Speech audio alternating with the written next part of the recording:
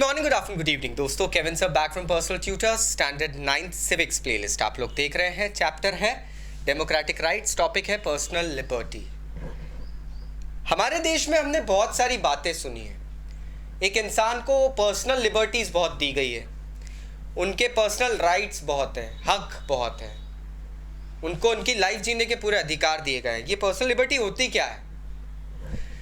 हमारा कॉन्स्टिट्यूशन कुछ खास चीज़ें हर सिटीज़न को बड़े अच्छे से और क्लियरली प्रोवाइड करता है। पहला, डिप्राइवेशन ऑफ हिज लाइफ और पर्सनल लिबर्टी, मतलब nobody can be deprived of his life और हिज पर्सनल लिबर्टी, मतलब खुद की एक इज्जत, खुद की आज़ादी उससे छीनी नहीं जा सकती है। एक्सेप्शन है until and unless उस इंसान ने कोई अनलॉफुल एक्टिविटी कमिट ना की हो। अनलॉफुल एक्टिविटी मतलब किसी दूसरे इंसान के किसी राइट का हनन नहीं किया। किसी भी इंसान को हमारे देश में मारा नहीं जा सकता है अकॉर्डिंग टू द लॉ दोस्तों। मतलब उसे लाइफ सेंटेंस भी अगर देना है, अगर उसको सजाए मौत सुनाना है तो एक रीजन होना चाहिए। अगर उसे अरेस्ट करना है तो बिना किसी प्रॉपर जस्टिफिकेशन के आप ये नहीं कर सकते। A person has full rights to go ahead and question the authority against these things.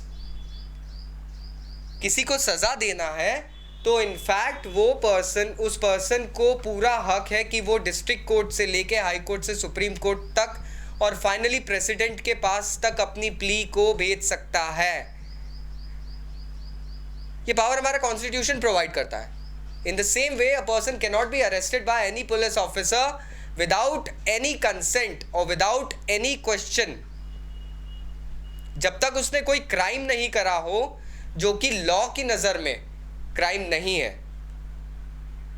See, according to people, many things may be wrong, but according to law, there are certain things that each and every person has to get.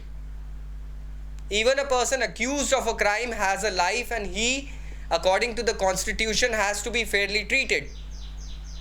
In fact, arrests पे भी हमारी government में बहुत सारे, हमारे constitution ने बहुत सारे राइट्स दिए हैं जो लोगों को पता नहीं है। पहली चीज़, जिस किसी पर्सन को अरेस्ट किया जा रहा है, he should be well informed about the arrest and detention. He should be well informed. Why is he getting arrested? उसे क्यों अरेस्ट किया जा रहा है, उसे कितने टाइम के लिए यहाँ रखा जाएगा, क्या रीज़न है।